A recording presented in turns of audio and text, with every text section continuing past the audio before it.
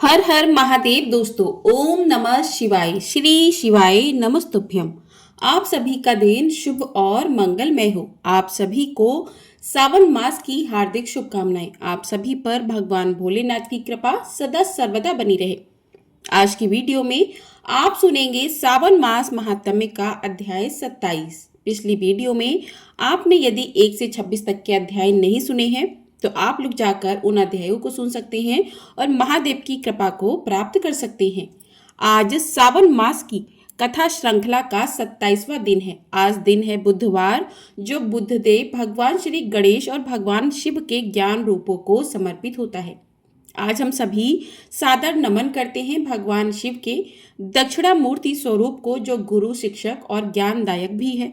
हम सभी प्रार्थना करें कि हे दक्षिणामूर्ति भगवान शिव हमें विवेक, धैर्य और आत्मज्ञान प्रदान करें, जिससे हम सत्य और धर्म के मार्ग पर अडिग रह सकें। हे माँ पार्वती, हमारे हृदय में प्रेम, भक्ति और शांति का वास करें।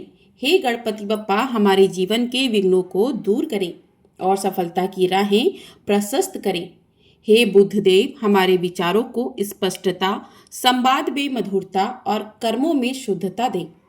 अगर कथा श्रवण या पूजा में कोई भूल हो तो कृपया करके हमें क्षमा करें और अपनी कृपा से हमें आलंकित करें। आइए हम सब सुनते हैं आज का अध्याय। आज का अध्याय शुरू करने से पहले महादेव जी के श्री चरणों का ध्यान करते हैं। तो प्रेम से बोलिए हर हर महादेव।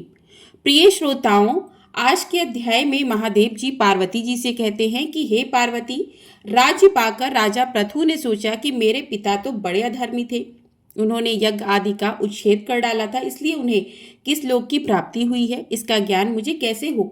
वे ब्राह्मणों के द्वारा मारे गए हैं, उनकी क्रिया किस प्रकार करनी चाहिए। इस प्रकार सोच विचार में पड़े हुए राजा पृथु के समीप देवर्षि नारद जी आए। राजा ने उन्हें आसन देकर प्रणाम किया और पूछा, भगवान, आप सब संसार के शुभ अशुभ को जानने वाले हैं। मेरे पिता बड़े दुराचारी और देवताओं तथा ब्राह्मणों के निंदक थे।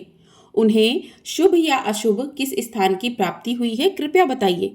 तब नारद जी ने दिव्य दृष्टि से जानकर यह कहा कि राजन, जहाँ जल और वृक्षों से रहित मरु प्रदेश हैं, वहाँ मलेच्छों के बीच में उत्पन्न होकर तुम्हारे पिता यक्ष्मा और कुष्ठ रोग से पीड़ित हैं। नारद जी की यह बात सुनकर राजा पृथु ने विचार किया कि संसार में पुत्र तो वही कहलाता है जो अपने पिता का उद्धार करे। मेरे द्वारा किस प्रकार पिताजी पाप मुक्त हो सकेंगे, यह सोचकर उन्होंने फिर से नारद जी से पूछा कि भगवान, किस कर्म से मेरे पिता को मुक्ति मिलेगी। तब नारद जी ने बताया कि राजन, प्रधान तीर्थों की यात्रा करें, इससे तुम्हारे पिता का मोक्ष मिलेगा। नारद जी का यह वचन सुनकर राजा पृथु ने राज्य का सारा भार मंत्री के ऊपर रख दिया और खुद तीर्थ दर्शन के लिए निकल पड़े। अनेक तीर्थों की यात्रा करके वे प्रभास क्षेत्र में आए। उस तीर्थ का महात्म्य जानने वाले ब्राह्मणों को आगे करके महाराज पृथु नग कुमति नदी के पास गए। वहां ब्राह्मणों ने उन्हें प्रेतशिला में स्थित पद्मरूप तीर्थ का दर्शन कराया। उस विमल तीर्थ का दर्शन करके राजा के नेत्र आश्चर्य से खिल उठे। उन्होंने यज्ञों की सिद्धि के लिए कुंडों, वेदियों तथा मंडपों का निर्माण किया। इसके बाद पर्याप्त दक्षिणा वाला यज्ञ विधि पूर्वक प्रारंभ हुआ। राजा पृथु को तेजस्वी पितरों ने प्रत्यक्ष दर्शन दिया और श्राद्ध ग्रहण करके संतुष्ट होकर कहा कि राजन, तुम धन्य हो, पुण्य स्वरूप हो और हम तीनों तुम्हारे पिता, पितामह और प्रप पितामह भी परम धन्य हैं, जिन्हें इस गोष्पद तीर्थ में श्राद्ध करके तुमने तार दिया है। ऐसा कहकर बेन सहित सब पितर विमान पर बैठे और स्वर्गलोक को चले गए। जाते समय बेन ने कहा कि राजन, इधर मैं 4 जन्म ले चुका हूँ। पहले जन्म में मैं कोढ़ी था, दूसरे में पापी हुआ, तीसरे में भी दुराचारी ही था और चौथे में उच्चिष्ट भोजी चांडाल हुआ और आज मैं सभी पापों से मुक्त होकर स्वर्गलोक को जाता हूँ। महाभाग, अब तुम जाओ और चिरकाल तक राज्य भोगो। पुत्र के द्वारा पितरों के लिए जो कुछ भी किया जाता है वह सब तुमने आज सफल कर दिया। पिता की यह बात सुनकर राजा पृथु परिवारजनों सहित बहुत प्रसन्न हुए। फिर उन्होंने भूमि और स्वर्ण आदि दान देकर ब्राह्मणों को संतुष्ट किया। संसार में कोई ऐसी देने योग्य वस्तु नहीं जिसका उन्होंने वहां दान न किया हो। इस प्रकार पितरों का प्रत्यक्ष दर्शन कराने वाला उस तीर्थ का प्रभाव देखकर राजा अपनी राजधानी को चले गए। सारी पृथ्वी का राज्य भोग कर देह त्याग के बाद उन्होंने दिव्य लोक प्राप्त कर लिया। गोशपद तीर्थ में स्नान करके यत्न पूर्वक वेदज्ञ ब्राह्मणों को निमंत्रित करें और विधि पूर्वक श्राद्ध में उन्हें भोजन कराएं। पितरों की तृप्ति चाहने वाले पुरुष को वहां पिता का श्राद्ध अवश्य ही करना चाहिए। इसके लिए वहां किसी भी तिथि, नक्षत्र, पर्व या मास आदि का नियम नहीं है।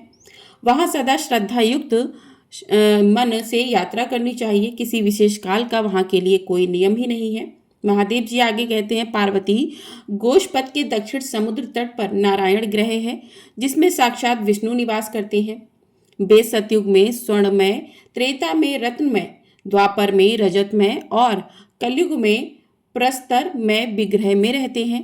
सरस्वती के पश्चिम तट पर स्वयं श्री हरि के द्वारा निर्मित चक्र तीर्थ है। उसमें स्नान करके मनुष्य ब्रह्म हत्या का नाश कर देता है। भगवान विष्णु जब दैत्यों का विनाश करते हैं तब विश्राम के लिए उस घर में स्थित होते हैं।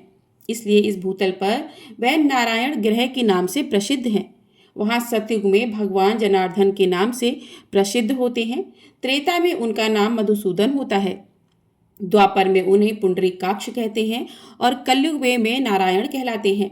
इस प्रकार चारों युगों में श्री विष्णु धर्म की स्थापना करके उस स्थान पर आते हैं। जो एकादशी को निराहार रहकर उन नारायण देव का दर्शन करता है, वह मृत्यु के बाद उनके आनंदमय अविनाशी धाम को प्राप्त हो जाता है। महादेव जी कहते हैं, पार्वती देविका नदी के तट पर जालेश्वर लिंग है, जिसके दर्शन से ब्रह्म हत्या नष्ट हो जाती है। पूर्व काल में आप स्तंभ नाम के एक श्रेष्ठ महर्षि हुए थे।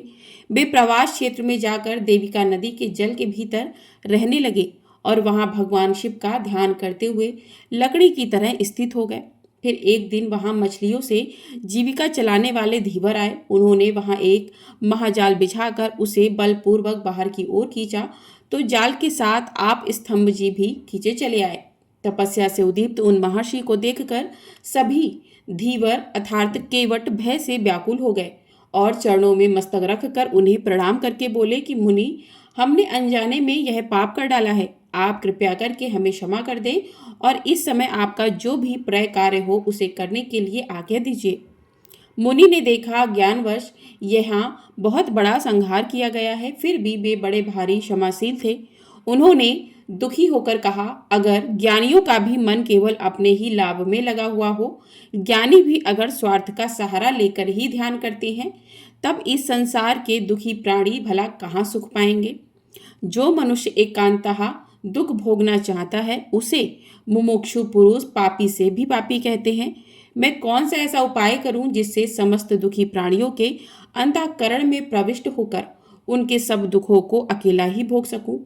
अगर मेरा कोई भी शुभ कर्म है तो वह दीन दुखी प्राणियों को प्राप्त हो जाए और उन सब ने जो भी दुष्कर्म किया है वह सब मुझे मिल जाए।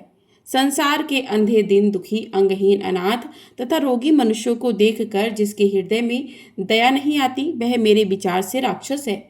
जो सामर्थ्य होकर भी प्राण संकट में पड़े हुए भय विह्वल प्राणियों की रक्षा नहीं करता, वह महान पाप भोगता है। इसलिए मैं इन दीन दुखी भयभीत जंतुओं को छोड़कर एक कदम भी कहीं नहीं जाऊंगा। फिर स्वर्ग लोक की तो भला बात ही क्या है। महर्षि की यह बात सुनकर वे मल्लाह बहुत घबरा गए। उन्होंने वहां का सारा वृत्तांत राजा नाभाग से जाकर कह सुनाया। राजा नाभाग की यह समाचार सुनकर ब्रह्मनंदन आप स्तंभ जी को देखने के लिए तुरंत ही वहां आ गए। उनके साथ मंत्री और पुरोहित भी थे। उन देवकल्प मुनि का भली भांति पूजन करके राजा ने कहा, भगवान बताइए मैं आपकी क्या सेवा करूं। आप स्तंभ जी ने कहा, यह दुख से जीविका चलाने वाले केवट मुझे और इन जल जंतुओं को जल से निकालने के कारण बड़े भारी परिश्रम से थक गए हैं। इनके परिश्रम का जो भी उचित मूल्य समझो राजन वो इन्हें दे दो। नाभाग बोले, भगवान मैं निषादों को इनके परिश्रम का मूल्य 1,00,000 स्वर्ण मुद्रा दूंगा। तब आप स्तंभ जी कहने लगे, राजन तुम्हें मुझे 1,00,000 के मूल्य से नहीं बांधना चाहिए। मेरे योग्य जो मूल्य हो वह दो। अपने मंत्रियों के साथ पहले सलाह कर लो। तब नाभाग बोले कि हे ब्राह्मण, इन निषादों को 1 करोड़ मूल्य दे दिया जाए। अगर यह भी उचित मूल्य ना हो तो और भी दिया जा सकता है। आप स्तंभ जी ने कहा, राजन, मैं 1 करोड़ या इससे अधिक मूल्य में बेचने लायक नहीं हूँ। मेरे योग्य जो मूल्य हो वह दो। जाओ ब्राह्मणों के साथ सलाह कर लो। नाभाग बोले, मेरा आधा या पूरा राज्य ही निषादों को दे दिया जाए, मैं इसे ठीक मूल्य समझता हूँ। अब बताइए आपकी क्या राय है। तब आप स्तंभ जी ने कहा, भोपाल तुम्हारा आधा या पूरा राज्य भी मेरे योग्य नहीं है। मेरे योग्य मूल्य दो। समझ में ना आए तो ऋषियों के साथ विचार करो। आप स्तंभ जी का यह वचन सुनकर राजा नाभाग अपने मंत्री और पुरोहितों के साथ दुख से आतुर और चिंतित हो गए। इसी समय महातपस्वी महर्षि लोमस जी वहां आए और राजा नाभाग से बोले, तुम डरो मत, मैं मुनि को संतुष्ट कर लूंगा। नाभाग बोले, महाभाग, इन महात्मा मुनि का मूल्य बताइए और कुल कुटुंब और बंधु बांधवों सहित मुझ सेवक की इनकी कोप से रक्षा कीजिए। यह साक्षात भगवान रुद्र हैं, चराचर प्राणियों सहित तीनों लोगों को भस्म कर सकते हैं। फिर मुझ विषयासक्त मानव की तो बिसात ही क्या है। लोमस जी ने कहा, महाराज आप तो स्तुत्य हैं। यह द्विज श्रेष्ठ भी संपूर्ण जगत के लिए पूजनीय है और गौएं दिव्य होती हैं, इसलिए इनके मूल्य में 1 गौ दे दो। यह सुनकर राजा नाभाग मंत्री और पुरोहितों सहित बहुत प्रसन्न हुए और आप मुनि से बोले, भगवान उठिए, अब मैंने निसंदेह आपको खरीद लिया। मुनि श्रेष्ठ, यह गौ ही आपका योग्यतम मूल्य है। आप जी ने कहा, राजन लो, अब मैं अत्यंत प्रसन्नता पूर्वक उठता हूँ। अब की बार तुमने ठीक ठीक मूल्य पर मुझे खरीद लिया है। मैं गौ से बढ़कर परम पवित्र मूल्य दूसरा कुछ भी नहीं देखता। गौ की परिक्रमा तथा निरंतर पूजा करनी चाहिए, वे मंगल निकेतन है। स्वयंभू ब्रह्मा जी ने इन गौ की दिव्य सृष्टि की है। ब्राह्मणों के स्थान ग्रह तथा देवताओं के मंदिर भी जिनके गोबर से शुद्ध होते हैं, उन गौ से बढ़कर दूसरा कौन प्राणी है। गौ का मूत्र, गोबर, दूध, दही और घी, यह पांचों पवित्र हैं और संपूर्ण जगत को पवित्र भी करते हैं। इस मंत्र का सदा जप करना चाहिए। गाओ ममाग्रतो नित्यम गाहो प्रस्ततः एवच गाओ मैं हृदा चव गमाम मध्य वसाम्यामहम। अर्थात गौए मेरे आगे रहें, गौए सदा मेरे पीछे भी रहें, गौए मेरे हृदय में रहें और मैं सदा गौए के बीच में निवास करूं। जो मनुष्य पवित्र और जितेंद्रिय होकर इस विशुद्ध मंत्र का जप करता है, वह सब पापों से मुक्त होता है और अंत में स्वर्गलोक को जाता है।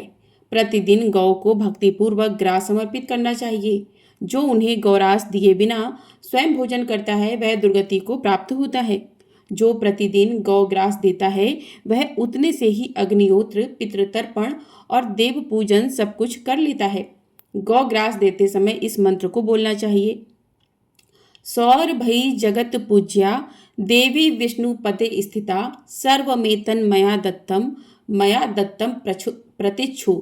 अर्थात संपूर्ण जगत के लिए पूजनीय सौर भई देवी भगवान विष्णु के गोलोक धाम में स्थित हैं। मैंने यह सब अन्न उनकी सेवा में समर्पित किया है। मेरे दिए हुए इस आहार को वे ग्रहण करें। गौ पुत्रों अर्थात बेलों की रक्षा करने से, गौ को सहलाने और खुजलाने से तथा दुर्लभ और पीड़ितों की रक्षा करने से मनुष्य स्वर्गलोक में प्रतिष्ठित होता है। आदि, मध्य और अंत तीनों कालों में गौ की स्थिति बताई गई है। वे देवताओं के दूध, घी और अमृत की सदा रक्षा करती हैं, इसलिए उनका दान करना चाहिए। उनकी नित्य पूजा करनी चाहिए। वे स्वर्ग में पहुंचाने के लिए सीढ़ी के समान बताई गई हैं। इस प्रकार गौ का महात्म्य सुनकर वे निषाद महात्मा आप स्तंभ जी के चरणों में प्रणाम करके बोले, संतों का वार्तालाप, दर्शन, स्पर्श, कीर्तन तथा स्मरण, यह सभी निश्चय ही पवित्र करने वाले हैं। ऐसी बात सुनी गई है। मुनि, हमारे साथ आपने वार्तालाप किया है और हमें आपका दर्शन प्राप्त हुआ है। अब हम पर अनुग्रह कीजिए और हमारी दी हुई यह गौ ग्रहण कर लीजिए। तब आप जी बोले, निषादो, यह मैं तुमसे गोदान लेता हूँ। तुम पाप रहित होकर जल से निकाले हुए इन मत्स्यों के साथ ही स्वर्गलोक को जाओ। प्रतिग्रह रूप निंदित कर्म से भी दूसरे प्राणियों की प्रसन्नता का कार्य करके अगर मैं नरक में पड़ूंगा तो उसे भी स्वर्ग ही समझूंगा। मैंने मन, वाणी, शरीर और क्रिया द्वारा जो कुछ भी पुण्य कर्म किया हो, उससे समस्त दुखातुर प्राणी शुभ गति को प्राप्त हो। इसके बाद उन विशुद्ध चित्त वाले महर्षि की कृपा से वे निषाद उनकी बात पूरी होते ही मत्स्यों सहित स्वर्गलोक को चले गए। मछलियों और मछली मारों को इस प्रकार स्वर्गलोक में जाते देख मंत्री और सेवकों सहित राजा नाभाग बड़े आश्चर्यचकित होकर बोले, कल्याण की इच्छा रखने वाले पुरुषों को सदैव संतों की सेवा करनी चाहिए। साधु पुरुष पुण्य तीर्थों के जल के समान होते हैं। इस लोक में अगर क्षण भर भी उनकी उपासना की जाए तो वह निष्फल नहीं होती। संतों के साथ बैठना चाहिए। संतों के साथ उत्तम कथा वार्ता करनी चाहिए।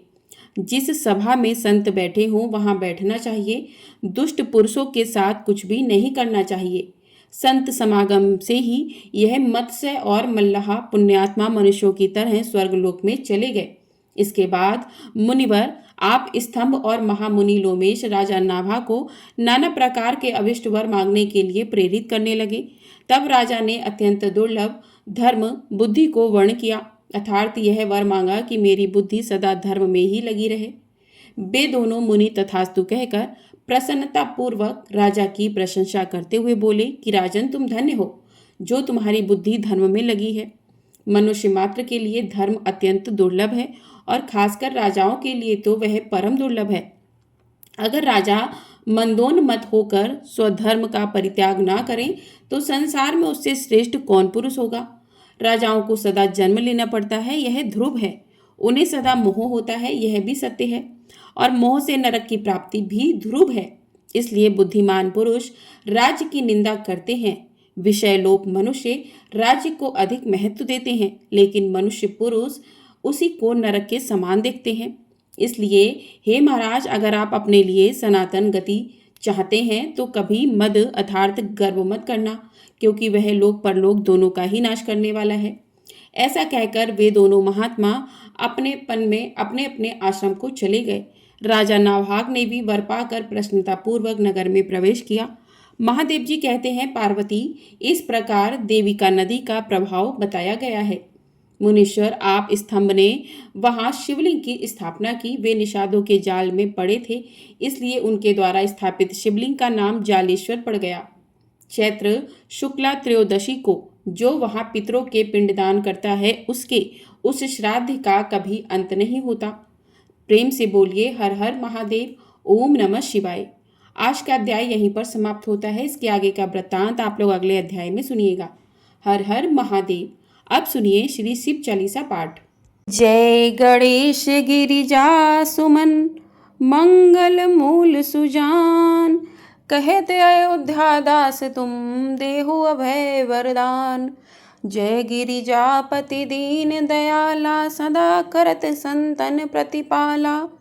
भाल चंद्रमा सोहतनी के, कानन कुंडल नांग फनी के। अंग गौर सिर गंग बहाए, मुंड माल तन छार लगाए। वस्त्र खाल बागंबर सोहे, छवि को देखी नाग मन मोहे। मैना मातु की हवे दुलारी, वाम अंग सोहत छवि नारी। कर त्रिशूल सोहत छवि भारी, करत सदा शत्रुघ्न क्षयकारी। नंदी गणेश सोहित कैसे, सागर मध्य कमल है जैसे। कार्तिक श्याम और गणराऊ, या छवि को कही जात न काऊ। देवन जब ही जाए पुकारा, तब ही दुख प्रभु आप निवारा। किया उपद्रव तारक भारी, देवन सब मिली तुम्हें जुहारी। तुरत सडानन आप पठायो, लव निमेष मह मारी गिरायो। आप जलंधर असुर संहारा, सुअस तुम्हार विदित संसारा। त्रिपुरासुर सन युद्ध मचाई, सभई कृपा कर लीन बचाई। किया तपई भागीरथ भारी, पूरब प्रतिज्ञाता सुपुरारी। दानिन मह तुम सम को नाही, सेवक स्तुति करत सदाही। वेद नाम महिमा तब गाई, अकत अनादि भेद नहीं पाई। प्रकटी उदधि मंथन में ज्वाला, जरत सुरासुर भय बिहाला। कीनी दया तहम करी सहाई, नीलकंठ तब नाम कहाई। पूजन रामचंद्र जब कीना, जीत के लंक विभीषण दीना। सहस कमल में हो रहे धारी, कीन परीक्षा तभई पुरारी। एक कमल प्रभु राखयु जोई, कमल नयन पूजन चह सोई। कठिन भक्ति देखी प्रभु शंकर, भय प्रसन्न दिए क्षितवर। जय जय जय अनंत अविनाशी, करत कृपा सबके घटवासी। दुष्ट सकल नित्य मोहि सतावे, भ्रमत रहो मोहि चैन न आवे। त्राहि त्राहि मैं नाथ पुकारो, ये अवसर मोहियानो वारो। ले त्रिशूल शत्रुघ्न को मारो, संकट से मोहियानो वारो। मात पिता भ्राता सब होई, संकट में पूछत नहीं कोई। स्वामी एक है आस तुम्हारी, आए हरो मम संकट भारी। धन निर्धन को देत सदा ही, जो कोई जांचे सो फल पाही। स्तुति के ही विधि करे तुम्हारी, क्षमो नाथ अब चूक हमारी। शंकर हो संकट के नाशन, मंगल कारण विघ्न विनाशन। योगी यति मुनि ध्यान लगावे, शारद नारद शीश नवावे। नमो नमो जय नमः शिवाय, सुर ब्रह्मादिक पार न पाए। जो ये पाठ करे मन लाई, तापर होत है शंभु सहाई। ऋषनिया जो कोई हो अधिकारी, पाठ करे सो पावन हारी। पुत्र होन कर इच्छा जो निश्चय, शिव प्रसाद ते होई। पंडित त्रयोदशी को पूर्वक होम करावे, त्रयोदशी व्रत करे हमेशा। ताके तन नहीं रहे कलेशा, धूप दीप नैवेद्य चढ़ावे।